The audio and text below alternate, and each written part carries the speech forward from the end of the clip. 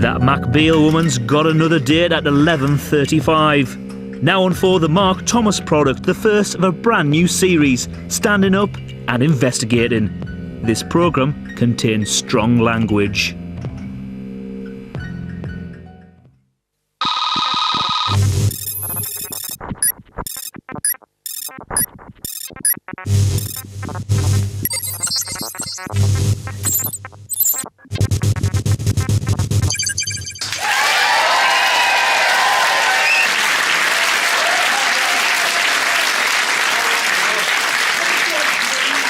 Hello everyone.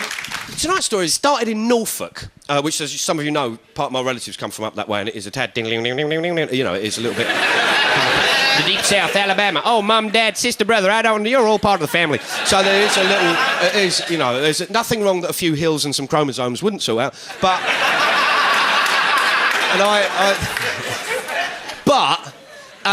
what happened was, a bloke who's here tonight, Andy, this is Andy Lincoln, he got in contact with us because Andy was a self-employed delivery guy, and he was delivering some seeds for a company to a farm.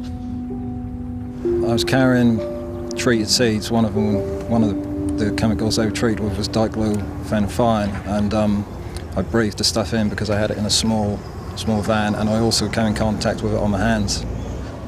The farm workers were pretty horrified and alarmed and advised me to wash my hands, which I did straight away. I had to drive to London for another delivery, and about half an hour after contact on my hands started to burn, really hot, so I had to stop at another garage on the way and wash my hands. My parents phoned Brooks on the way back to get some information because no one could give me any information, and they advised me to go straight to the A&E, to an A&E, yeah. Which I did, but the hospital at Norwich didn't have any information about the diclofenac because the chemical's not registered or believed used in this country. Andy got in contact with us, and we said to Andy, have you heard of the Data Protection Act? Because if you have, you can use it. You can go to the Health and Safety Executive and get your personal documents. So Andy did that. Meanwhile, I should explain organophosphates. For those of you who don't know, they're kind of like pesticides. That's what they are. And they put on seeds, and, you know, the people who deal with it, agribusiness and sort of that industry go, well, you know, it's just kind of like a little, you know, just to kill the bugs who want to nibble. You know, just sort of shoos them away, really. Goes, don't come in, go on, off you go. It's not really a chemical, more of an Ealing comedy character. Go on, get off with you, or call your father, get out of it, get your clip round here. What they don't say is it's organophosphates were actually developed by the Nazis in World War II while they're trying to find nerve gas. They found a nerve agent called organophosphate, and that's where we get organophosphates from. So we get cheap food thanks to the Nazis. What happened was the Health and Safety Executive got back and they said that the seed was coated in a substance which included diclofenac, and the product was called Atifon, and Atifon, the pesticide, was not licensed for use in Britain. And it came in from France, and I'm saying it came in from France just because it did come in from France. I'm not saying it in the Kent way. It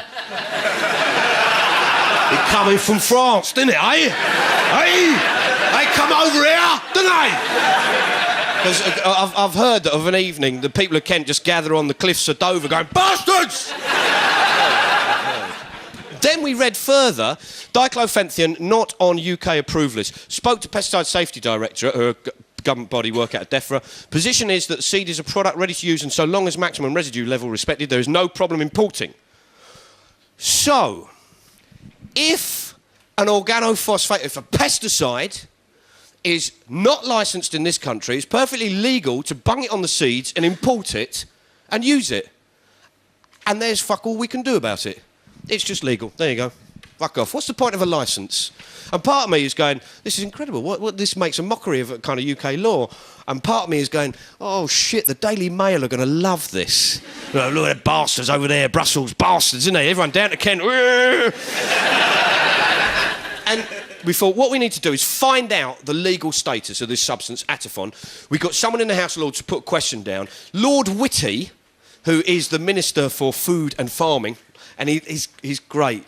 He's sort of like, he's got that sort of little cheeky glint that Ken Livingstone has. It kind of like, I might be a politician, but I'm all right with the ladies.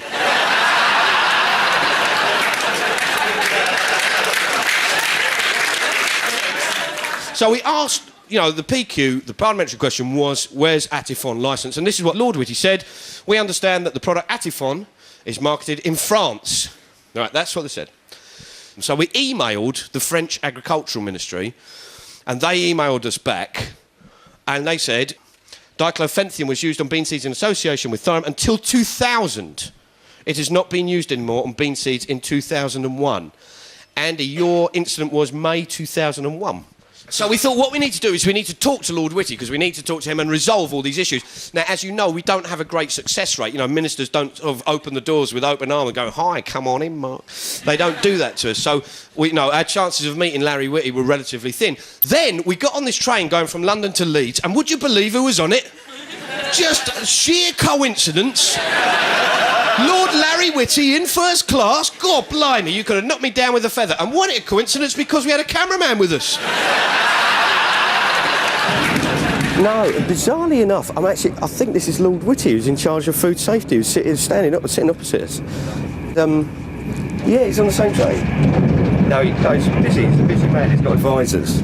He's not going to know about organophosphates being restricted, then being allowed into this country under EU loopholes or whatever.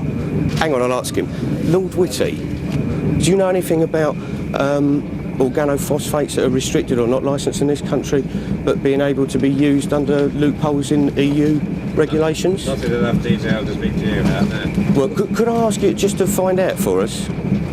Could I just tell you what it is? It's a thing called diclofenthium.